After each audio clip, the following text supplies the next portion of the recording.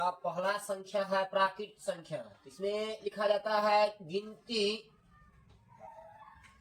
की सभी धनात्मक संख्याओं को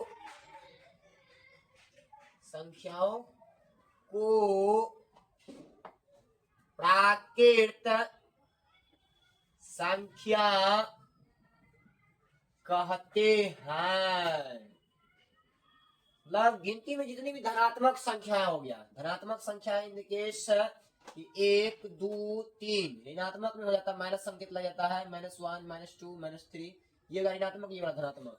तो गिनती की जितनी भी धनात्मक संख्याएं हैं, तो गिनती की धनात्मक संख्याएं को हम कहते हैं प्राकृत संख्या। तो गिनती जैसे अगर दे तो गिनती जो शुरू होती है वो 1 से होती है, 1 2 3 4 5 सो चलते रहेगा इत्यादि। ये सब जो कहलाएगी ये हो गया आपको प्राकृत संख्या। गिनती की जितनी भी धनात्मक संख्या है उसे हम प्राकृत संख्या कहते हैं। गिनती की जितनी भी धनात्मक संख्या उसे प्राकृत संख्या कहते हैं। जैसे हो गया 1 2 3 4 5, 1 2 3 4 5। अब इसी में स्टार पॉइंट देख लिखना है कि गिनती की स्टार पॉइंट में लिखना है कि सबसे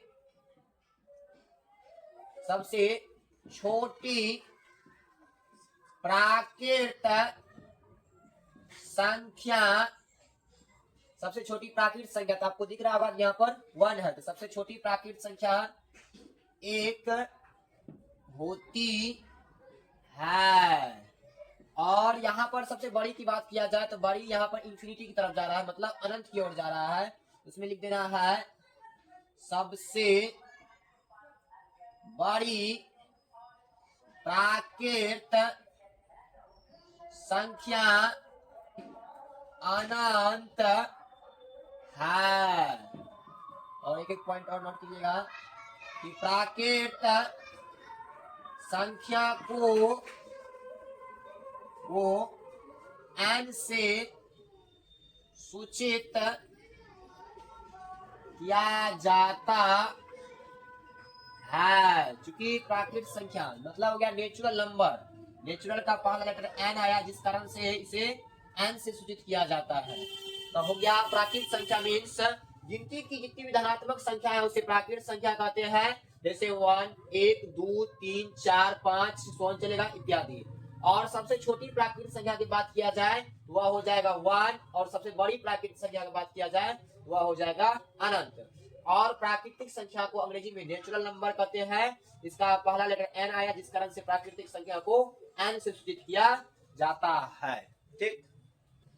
पूर्ण संख्याएं दैट मीन्स जब प्राकृत संख्या के समूह में या इससे पहले हम अगर 0 लगा देते हैं तो वे पूर्ण संख्याएं हो जाती है। अर्थात शून्य सहित प्राकृत संख्या के परिवार या समूह को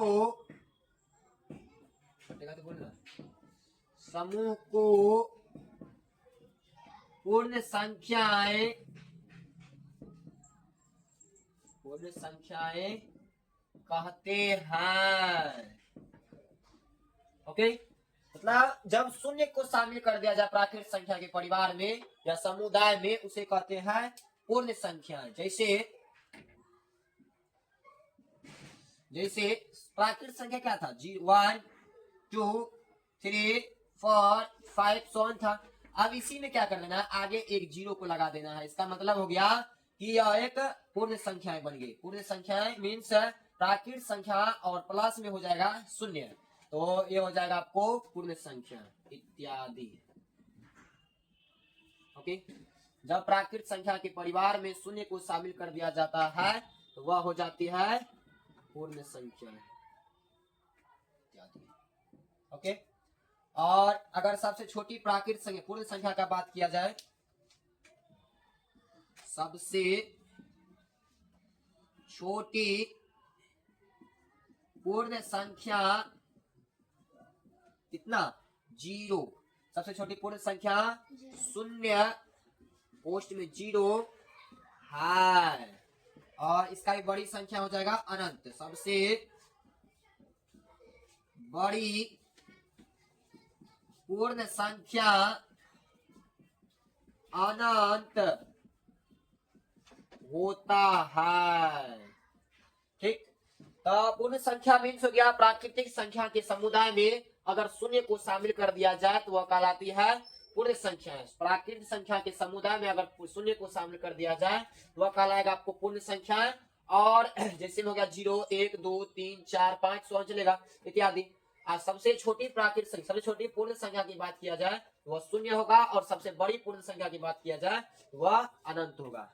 इसका एक उत्तर लीजिए, इसके बाद आगे बढ़ते हैं।